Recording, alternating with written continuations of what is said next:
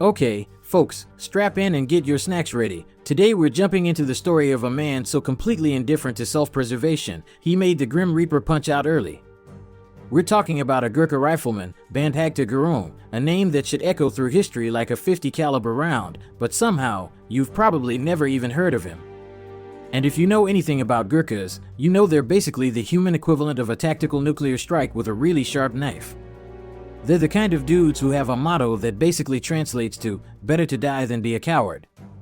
Not, better to die than be a coward, unless the odds are really stacked against you. No, just, coward or dead. Pretty clear instructions. Our story drops us into the absolute meat grinder that was the Burma campaign in 1945. Gurung's unit, the 2nd Battalion, 3rd Gurkha Rifles, was pushing to take this heavily fortified Japanese position known as Snowdon. So he picked up a story and dropped the 6 of us in a meat grinder. Now, this wasn't some flat, open field, this was a steep, knife-edged ridge, basically nature saying, yeah, good luck with that, pal. And the Japanese?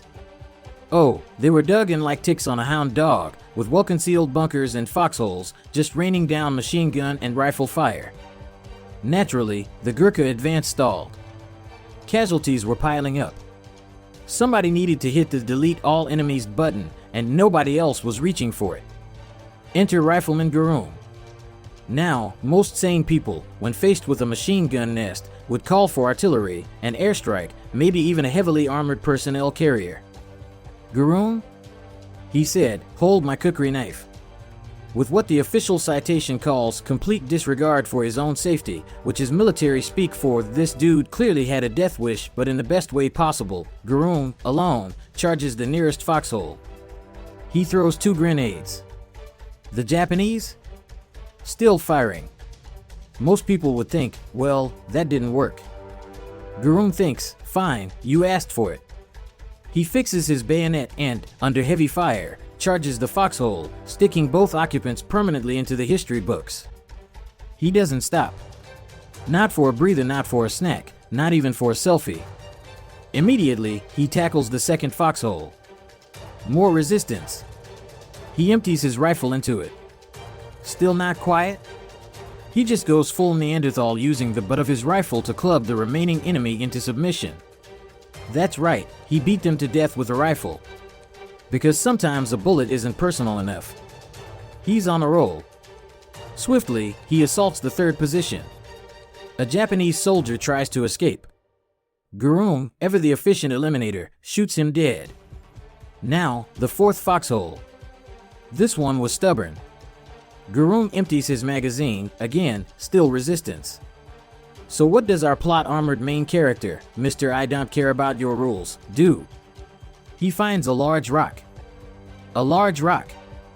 And he hurled it into the foxhole, knocking out the remaining resistance. I'm not a scientist or an odds maker in Vegas, but I'm pretty sure a rock isn't standard issue for clearing fortified positions and the odds of success. You probably need Mr. Spock to calculate how low those are, but this dude was literally improvising like he was on Nailed It but for battlefield demolitions. But the biggest problem other than his brass balls limiting his mobility, the one causing all the severe casualties to his buddies, was a Japanese machine gun position. Still alone. Still under continuous fire. Gurung crawls towards it. He manages to throw a grenade into the position, silencing the machine gun. The guy was a one-man wrecking crew. The enemy probably thought they were being attacked by an entire regiment, not one dude who just found a rock he liked. He was an 800-pound gorilla and the Japanese soldiers were 100 men with the silly notion they stood a chance.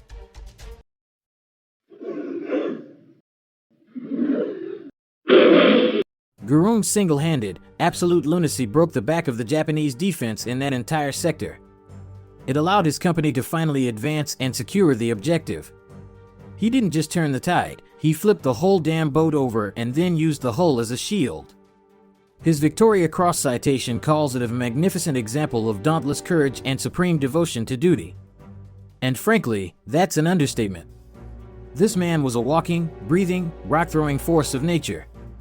If you're not aware the Victoria Cross is the equivalent of the U.S. Medal of Honor, it's an award so rare only 12 Gurkha received it during World War II and 2 of those were British soldiers assigned with Gurkhas. That means our main man Gurung was one of only 10 Gurkha VCs. He probably never boasted about it either. That Gurkha spirit, you know? Kafir Hanu Bandam Arnu Ramro, better to die than be a coward. For them, this isn't heroism, it's just Tuesday. It's duty. And if you needed proof that they truly mean it, just look at this guy. And here's the kicker, the part that truly puts him in the anti-hero hall of fame right alongside Jake McNasty. Just months before this impossible feat, Bhanbhagta Gurung had been promoted to corporal. Then, because bureaucracy gonna bureaucrat, he was unfairly reduced back to rifleman for an incident that wasn't even his fault. Most people would have taken that as a sign. Thrown in the towel. Said, screw this. You don't trust me? Fine, I'll do the bare minimum. But not Gurung. Oh no. This man, already a legend, had his honor questioned. And what does a Gurkha do when his honor is questioned? He single-handedly clears 5 enemy positions, including a machine gun nest, sometimes with a damn rock. Because if you're going to demote him, he's going to make damn sure you regret it by winning the war despite you. He returned home after the war, became a farmer, and continued to live his life. His Victoria Cross, the highest award for gallantry, is now in a museum. His name is on a training block. And his sons? All served in the same regiment. Because when you set the bar that high, when you prove that sometimes one man with a bayonet and a rock is more effective than an entire company, that kind of legacy just doesn't quit. So, next time someone tells you about some war hero, just remember Bhanbhagta Gurung. The man who, when the chips were down, decided that he was going to turn into a literal human wrecking ball and take on the enemy with whatever he had on hand. Because that, ladies and gentlemen, is main character energy in its purest, most absurdly effective form. Thanks for watching. End of transmission.